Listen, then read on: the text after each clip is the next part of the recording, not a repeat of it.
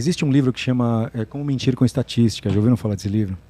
Não, mas gostei do É título. maravilhoso, porque o que acontece nesse cenário? A gente pode mentir com estatística. Faz um teste para você ver. Pega jornal e pega qualquer estatística que eles colocam e comecem a avaliar. A média do, por exemplo, se a gente pegar o salário, vamos de 4 pessoas, 3 pessoas ganham 1.000, uma pessoa ganha 100 mil. Por exemplo, tá? É um exemplo do livro isso. Perfeito. Qual que é a média disso? A média vai ser lá em cima, mas não é a realidade. Isso é perfeito. Entendeu? Obrigado. Tem um ex-primeiro-ministro, o único primeiro-ministro judeu da história do Reino Unido, chamado Benjamin Disraeli. E ele tem uma frase famosa que ele fala o seguinte: existem 3 maneiras que você pode mentir. Ele fala assim: mentiras fantásticas e estatísticas.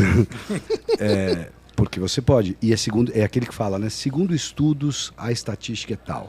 Segundo estudos. E hoje a gente vive numa grande celeuma de estudos. Né? Não precisamos nem falar do porquê que os estudos estão nisso. E é tudo estatístico.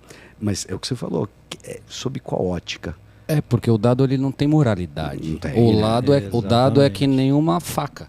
Você pode usar para se alimentar e você pode usar para cravar na cabeça do humano. Exato. Então, assim, você querer dar moralidade ao dado você empobrecer o debate. Quando você fala assim, porra, os números aceitam tudo, você tem que torturar os dados e tal, cara.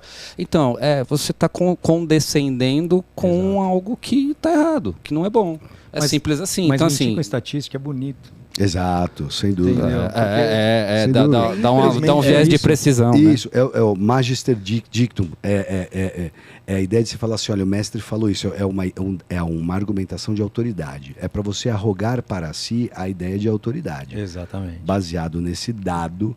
Sim, mas vamos ver o dado, porque daí eu preciso da análise crítica do dado. Vamos discutir o dado. Então, primeiro eles podem discussão, mas a gente não chega. Isso é relativamente recente, né, cara? Porque se você vai falar de dados e de, por exemplo, dados pelo menos epidemiológicos, médicos e tudo mais, você partia sempre desse princípio de boa fé, de bom uso dos dados, inclusive o peer review parte disso. Ética, se não for ético, você não vai para frente. Se não for ético, não dá. E a gente vê uma tendência hoje, né? Do uso irrestrito de dados, muitas vezes até criminoso de dados, né? E você tem esse argumento nihilista, né? Calhorda, né? De tipo, olha, não, aqui nos fins, o importante aqui é você resolver isso.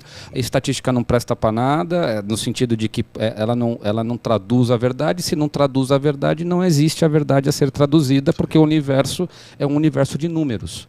Né? Então essa é a visão moderna, né? Pelo menos de boa parte da população hoje, né, cara? E os caras, assim, chegando nessa seara, eles usam isso para dissimulação até de fake news, né, cara? Nossa.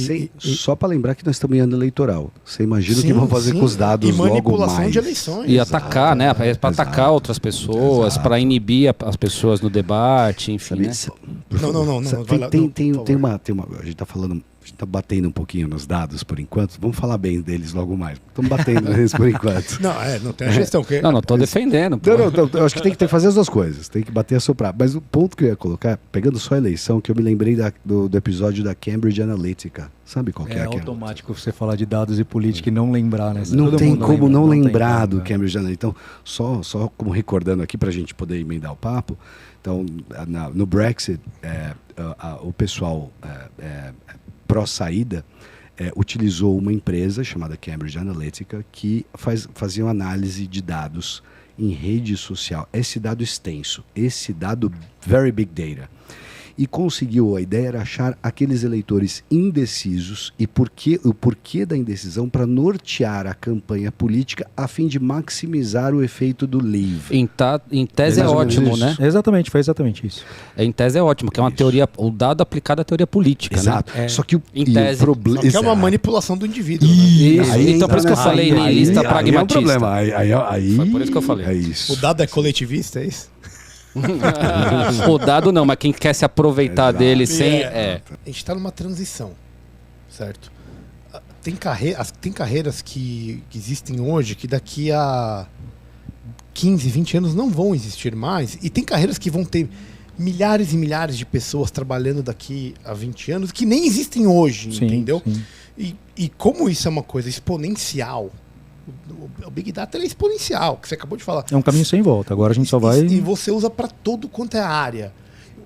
nós estamos nos preparando para esse mercado? O Brasil. Não, especificamente, eu acho que assim, hoje se a gente falar de um país exemplo de Big Data, de inteligência artificial, a gente começa a olhar, a gente vai falar da China, automaticamente. A China passou... Caralho, deu até um frio na espinha. Voltando à questão dados e política. A China passou os Estados Unidos. E a China, cara, tem um livro que chama Inteligência Artificial, não vou lembrar o nome do autor, depois eu mando para vocês, se vocês quiserem colocar, fiquem à vontade.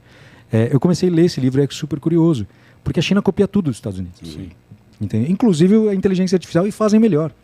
Então, hoje em dia, por exemplo, até falei... Melhor de qualidade? Tudo, 100%. Isso é uma questão importante. Eles já deram um salto qualitativo em relação aos Estados Unidos? Absurdo. Jesus. Não é aquela acontece, pegada se você chinês for pra um 25 de parque março, hoje, que você entende chinês, o negócio ali que é mais barato, Exato, mas que dura não, menos. não, Não é mais. não. Xing-ling. Se você for para um parque hoje em dia, algum parque da China, isso daí são todos, eu nunca fui para lá, mas eu sempre pesquiso um pouco para saber. Se você for para um parque lá, você entra no parque, você não precisa ligar teu Apple Watch, você não precisa ligar teu celular para falar que você vai correr. Você está correndo, ele interpreta que você está correndo, a hora que você sai, ele fala quantas calorias você queimou. E tudo. Olha a inteligência, o nível de inteligência que tem.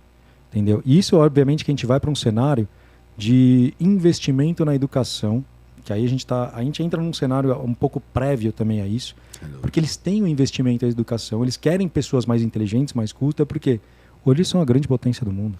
Principalmente quando a gente fala de dados. Tá?